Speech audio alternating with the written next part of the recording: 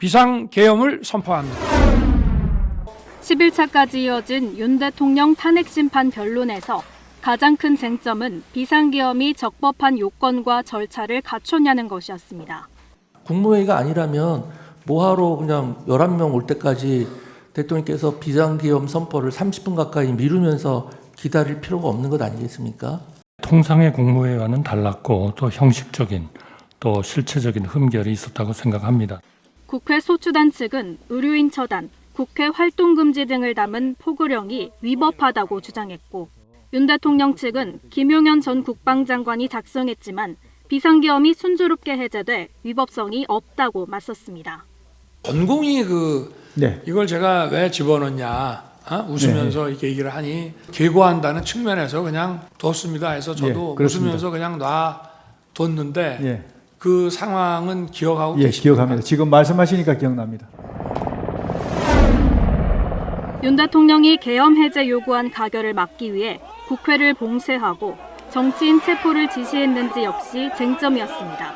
안에 들어가서 그 안에 인원들을 빨리 끌어내라 하는 부분들이 당연히 그게 국회의원이라고 생각을 하고 그렇게 이해했습니다. 의원이면 의원이지 인원이라는 말을 저는 써본 적이 없습니다. 꺼내내는 지시가 없었고 예. 제가 기억하기에는 뭐 있었다 한들 안 됐을 겁니다. 정확하게 워딩이 본청 안으로 들어가라, 국회의원을 끌어내라 이렇게 했단 말입니까? 그렇습니다. 내부로 들어가서 의원들을 끌어내라.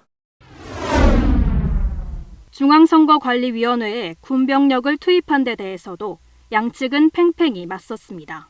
제가 김용현 장관에게 얘기를 한 겁니다. 선관위의 전산 시스템이 어떤 것들이 있고 어떻게 이것이 가동되고 있는지를 스크린을 하라. 단순 점검의 목적이었다면 계엄을 선포하자마자 영장주의를 모두 무시하면서까지 선관위에 계엄군을 투입할 이유가 없습니다. 윤 대통령 측은 부정선거 의혹을 검증하려 계엄을 선포했다고 주장했지만 의혹을 뒷받침할 결정적 증거는 탄핵 심판 내내 나오지 않았습니다. KBS 뉴스 윤소윤입니다. 국회 측 대리인단은 118분 동안 헌법을 150여 차례 언급했습니다. 윤석열 대통령이 군 병력을 동원해 헌법기관과 헌법 체계를 공격했다고 주장했습니다. 광인에게 다시 운전대를 맡길 수는 없습니다. 또한 증오와 분노로 이성을 잃은 자에게 다시 흉기를 쥐어줄 수는 없습니다. 윤 대통령 측은 비상계엄의 목적이 거대 야당의 폭거에 맞서기 위한 것이었다는 점을 강조했습니다. 국민에게 위기를 호소하려던 불가피한 선택이라고 했습니다. 대통령과 정부 여당이 추진하는 정책은 모조리 발목 잡고 예산은 일방적으로 삭감했습니다. 국정이 마비되지 않으면 오히려 이상할 정도였습니다. 윤 대통령 측은 부정선거 의혹을 장시간 설명하고 비상계엄의 필요성을 주장하기도 했습니다. 대통령은 그 책임을 외면하지 않았고 비상계엄과 선거관리 시스템 점검 지시를 통해 전 국민에게 국가위기 상황을 간절히 호소하였습니다. 국회 측은 투표 조작은 사실상 불가능하다며 부정선거 의혹을 반박했습니다.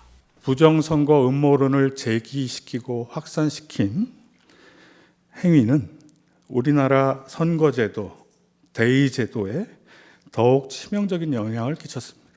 철통 보안 속에 최장기간 수기 절차를 진행한 헌법재판소. 이제 남은 것은 최종 선고뿐입니다.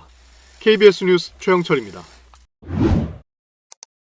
비상계엄 당시 국회에 대한 병력 투입. 재판관들은 계엄군을 투입한 목적이 뭔지, 실제로 의원들을 끌어내려고 한 건지를 물었습니다. 군병력이 왜 본청에 유리창을 깨고 진입을 했습니까? 문을 부수고라도 안으로 들어가서 의원을 다 끄집어내라. 아직 의결 정족수가 채워지지 않은 것 같다. 빨리 국회 문을 부수고 들어가서 안에 있는 인원들을 밖으로 끄집어내라. 유일하게 직권 증인을 불러 신문하기도 했습니다. 정확하게 워딩이 본청 안으로 들어가라, 국회의원을 끌어내라 이렇게 했단 말입니까? 그렇습니다. 내부로 들어가서 의원들을 끌어내라. 홍장원 전 국정원 1차장과 윤석열 대통령의 통화에 대한 질문도 이어졌습니다. 원장을 제끼고 지금 1차장한테 전화를 했다는 게 조금 약간 좀 이상하고요. 그다음에 통화 내용 자체도 굉장히 그 단도직입적이에요. 비상계엄 선포의 절차적 정당성도 직접 따졌습니다.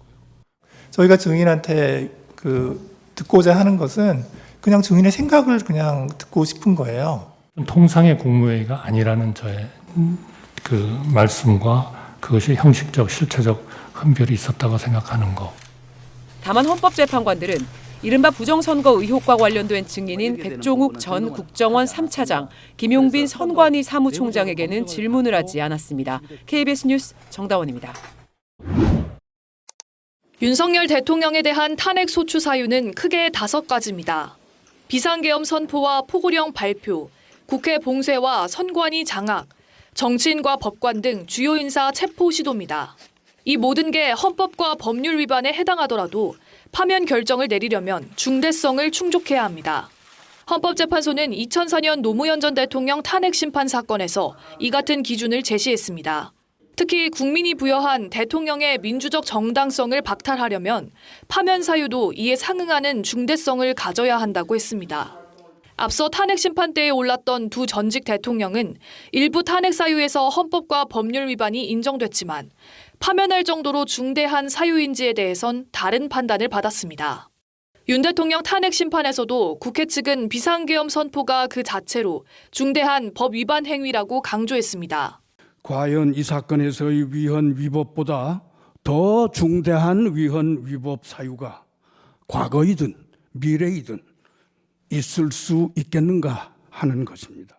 반면 윤 대통령 측은 비상계엄 선포가 대국민 호소용이었을 뿐이고 시민 피해도 없었다고 주장했습니다.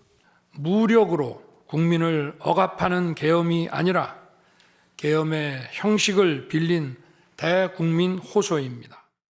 헌법재판관들은 소추 사유 가운데 위헌 위법한 부분이 있는지, 만약 있다면 중대성이 있는지를 판단해 선고를 내리게 됩니다. KBS 뉴스 최경입니다.